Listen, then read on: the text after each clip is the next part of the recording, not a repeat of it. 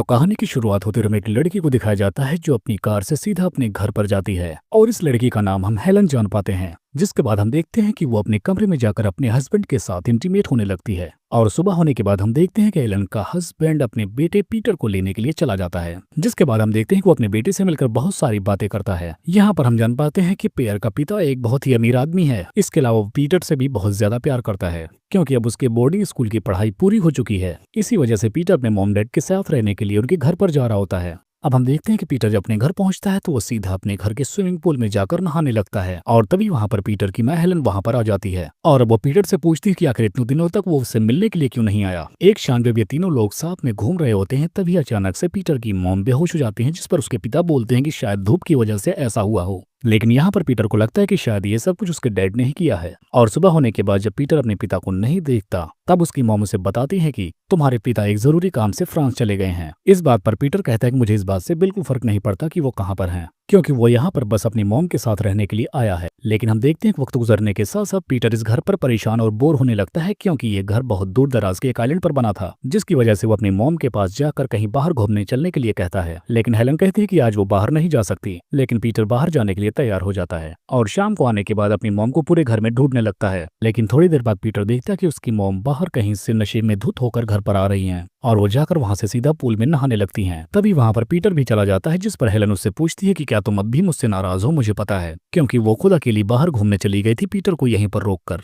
अब सुबह होने के बाद हेलन पीटर को बताती है कि उसके पिता का सुबह ही एक्सीडेंट हो गया, जिसकी वजह से उनकी मौत हो गई है और उनकी बॉडी उसके दादाजी के यहाँ पर है। ये सुनकर पीटर कुछ भी रिएक्ट नहीं करता। तब यहाँ पर हेलन कहती है तुम्हें कुछ तो नाराज होना चाहिए क्योंकि वो तुम्हारे पिता थे। कुछ टाइम गुजरने के बाद हम देखते हैं कि हेलन पीटर को लेकर एक रेस्टोरेंट में चली जाती है। तब यहाँ पर हेलन पीटर को बताती है कि जब तुम्हारे डैड अब मर चुके हैं तो मैं तुमसे और भी ज्यादा झूठ कुछ नहीं बताना चाहती। तब हेलन पीटर से कहती है कि तुम्हारी माँ एक बुरी औरत है और उसके पिता एक बहुत ही अच्छे इंसान थे।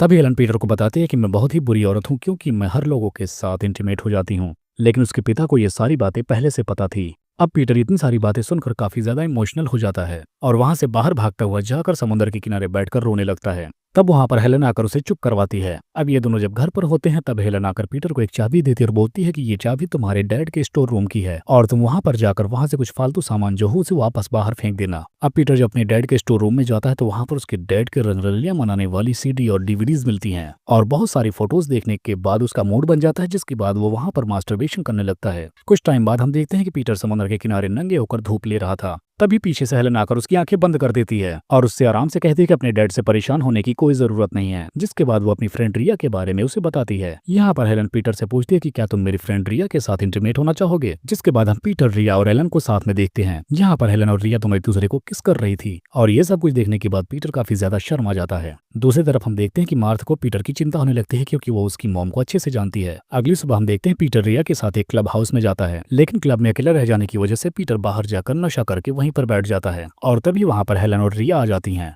तभी रिया पीटर के पास जाकर पब्लिक प्लेस में ही इंटीमेट होने लगती है और हेलन दूर खड़ी होकर ये सब कुछ देख रही होती है और इसी बात से अंदाजा लगा सकते हैं कि हेलन कैसी औरत है।